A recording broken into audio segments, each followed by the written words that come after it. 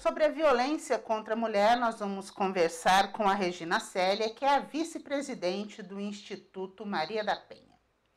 Regina, a violência contra a mulher, ela sempre existiu, tanto no Brasil quanto no mundo, mas parece que ela tomou proporções muito maiores nos últimos tempos. Por quê? Olha, Andréia, boa tarde a todas vocês, né, que estão aí nos ouvindo. Eu quero dizer para vocês o seguinte: a violência ela tomou proporções maiores no que se refere à visibilidade da mesma.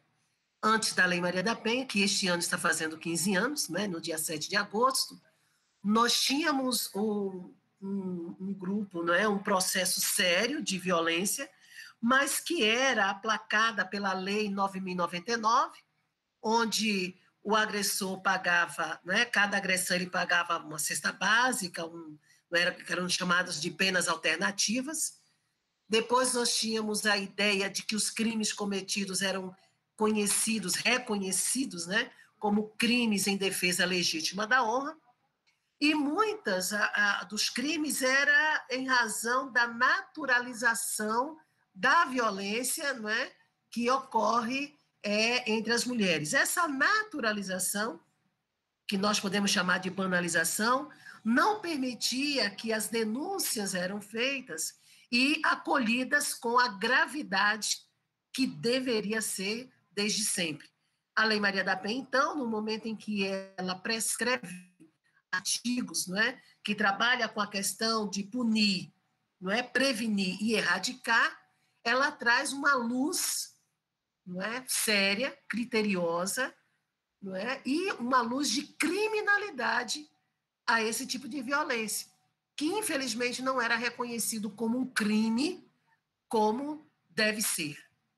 A pandemia que estamos vivendo desde 2020 pode ter agravado ainda mais esse cenário? Olha, a pandemia agrava no momento em que ela encontra uma política pública já vulnerável, não é, na sua atuação. Então, a gente já tinha uma política pública que já estava enfraquecida, tá? Tanto que nosso último plano nacional de enfrentamento, ele é de 2017 para 2018.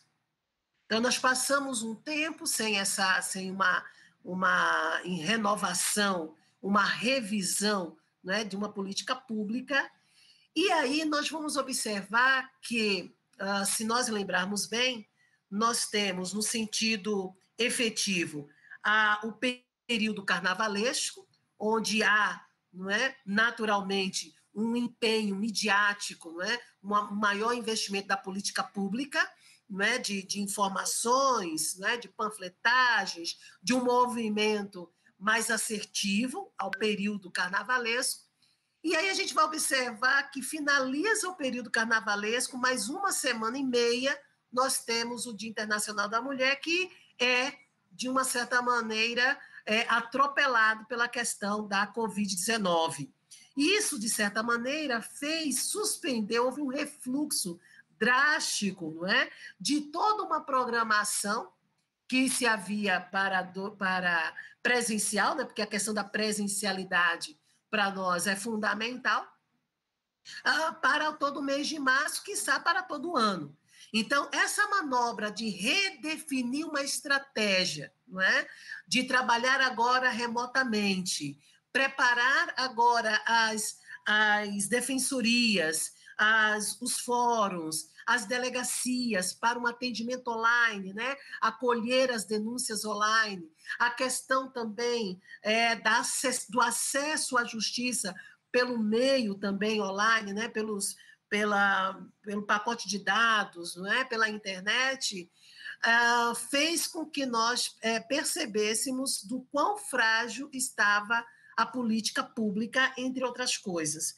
Mas, Andréia, eu reforço muito a questão da internet, não é? Da banda larga e tantas outras coisas, porque nós vimos que mais de 70%, muito mais de 70%, eu acredito que 82% das ações, não é, ficaram reféns, não é, desse novo canal de denúncia, e que, aos poucos, ele foi se estruturando. As mulheres fazendo denúncia pelo Facebook, pelo Instagram, não é? Pelo WhatsApp, e-mails e outras frentes, né? Agora, muitas mulheres também reclamam das dificuldades de registrar um boletim de ocorrência sobre violência contra a mulher nas delegacias, mesmo até naquelas especializadas. A Lei Maria da Penha é bem estruturada, mas falta ser aplicada?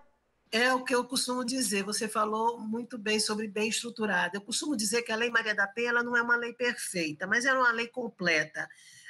Sobretudo quando nós lemos o artigo 8º da Lei Maria da Penha, onde existem 9 diretrizes de formação e qualificação específica para os agentes que trabalham ali no fronte, não é, do enfrentamento à violência contra a mulher, principalmente nas redes, não é, de apoio. Nós sabemos que nós temos o centro de referência, o centro de referência que eu costumo dizer que é a caixa preta do avião, não é, do processo, porque lá nós temos uma equipe multidisciplinar formada por advogadas, assistentes sociais e psicólogas, não é? E também o artigo 8º, ele também fala de formação e qualificação para a Polícia Civil, Polícia Militar, o Corpo de Bombeiros, profissionais da educação, da saúde, da habitação e da economia e da comunicação. Não é? Então, quando você pega esse artigo 8º, Andréia, a gente vai observar, e aí a gente faz um paralelo com o que está caminhando na realidade, a gente observa que falta fazer o dever de casa, cujo princípio basilar é ler e aplicar conforme as observâncias, não é, que estão descritas lá na lei. É importante que nós tenhamos a ideia de que quando se faz um registro, a mulher, ela vai fazer um registro, e principalmente quando é a violência, porque nós sabemos que tem 5 tipos de violência: a psicológica, a moral, a patrimonial, a física e a sexual. Então, muitas dessas mulheres, elas reclamam de que os agentes das DEANs, que são as delegacias especializadas de atendimento à mulher, e também na delegacia comum, só querem fazer o registro da violência psicológica ou moral agregado a uma lesão física. Porque afirmam eles, as vítimas, que se tiver só a violência psicológica e moral, a validade, não é, daquela denúncia ela fica comprometida, o que não é verdade. O que não é verdade. Então, a gente vai observar que esse dever de casa ele não está sendo bem feito. Porque nós sabemos que quando se chega a uma lesão física, a mulher já está deteriorada por dentro, na sua capacidade mental, na sua saúde mental e na sua estrutura moral. Então, é a partir, não é, da violência psicológica e moral que a mulher vai perdendo as suas forças e, com isso, ela se torna presa fácil, vulnerável às ameaças e às agressões físicas. E outra coisa que a gente nota também, Regina, é que falta apoio para aquelas mulheres que querem deixar os seus companheiros, os seus maridos e sair, escapar dessa violência, né?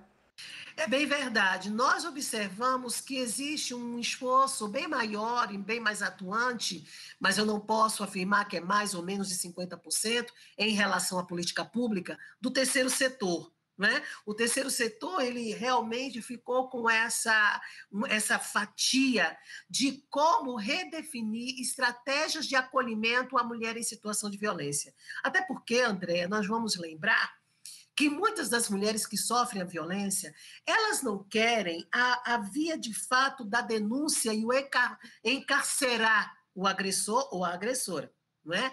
Porque esse é um crime que ele tem uma especialidade porque envolve pessoas da sua íntima relação de afeto. Pode envolver a mãe, não é? Nós não vamos esquecer que não são só os homens, não é?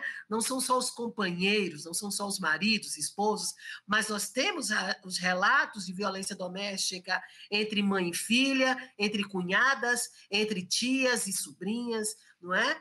Entre irmãs, entre o irmão e a irmã. Então, nós temos que observar que essa mulher, ela tem uma dificuldade, porque muitas vezes são pessoas que convivem com ela há anos, né? E ela acredita que, redefinindo sua forma, sua atitude, seu modo de proceder, aquela pessoa ela vai recuar, não é, na tentativa de agredi-la, o que não acontece na boa parte das vezes. Então, quando a mulher ela vai a procurar ajuda, seja no centro de referência, seja no terceiro setor, ela vai para buscar esclarecimento sobre quais são os seus direitos, qual é a trajetória que ela tem que percorrer da agressão à questão penal, né, a questão de denunciar numa delegacia, ela quer saber quais são as consequências disso. É claro que ela tem que saber, porque ela precisa tomar uma decisão ponderada, ela precisa tomar uma decisão racional e que ela tenha como perspectiva respirar, não é, para o resto da vida.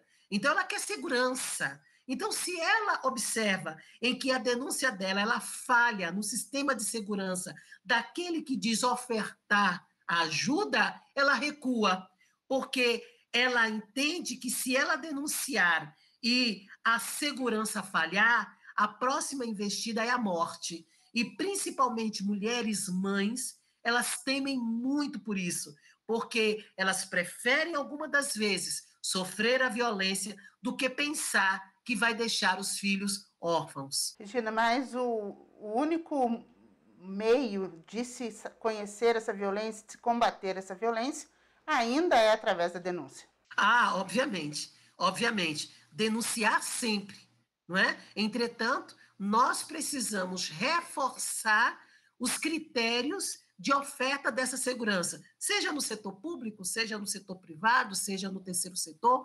Eu estou dizendo isto porque nós precisamos assumir com mais seriedade, compromisso, atitude e responsabilidade a segurança dessas mulheres. Quando nós inspiramos, motivamos, não é? Promovemos as mulheres de denuncie, dê um basta, então nós precisamos olhar para a nossa, como é que eu posso dizer, para a nossa despensa, não é? Nós precisamos olhar para toda a nossa capacidade de absorver a demanda que vem no desespero e na confiança. São dois princípios que movem as mulheres que denunciam. O desespero, não é? A ideia de estar ameaçada de morte, e a confiança de que vai finalmente encontrar a possibilidade de viver uma vida sem violência. Regina, muito obrigada pela sua participação no FG Entrevista. Olha, Andréia, eu que agradeço a todos vocês, e esse recado é para todas as mulheres e todos os homens e a toda a família, né, dessa sociedade, que nós venhamos a despertar nessa perspectiva do enfrentamento à violência.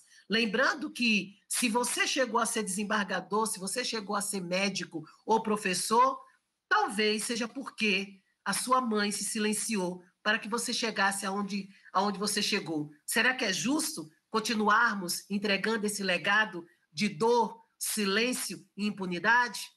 Fica aí a reflexão. Muito obrigada. Nós ouvimos a Regina Célia, que é vice-presidente do Instituto Maria da Penha. E se você ou alguém que você conhece, uma vizinha, uma amiga, está sendo vítima de violência, seja de qualquer tipo, não deixe de denunciar. Procure os canais do governo, Disque 100 ou Disque 180, ou uma delegacia especializada em atendimento à mulher. Não fique calada, porque a dor da violência é muito forte. Para nós todas, um feliz Dia das Mulheres. Até mais!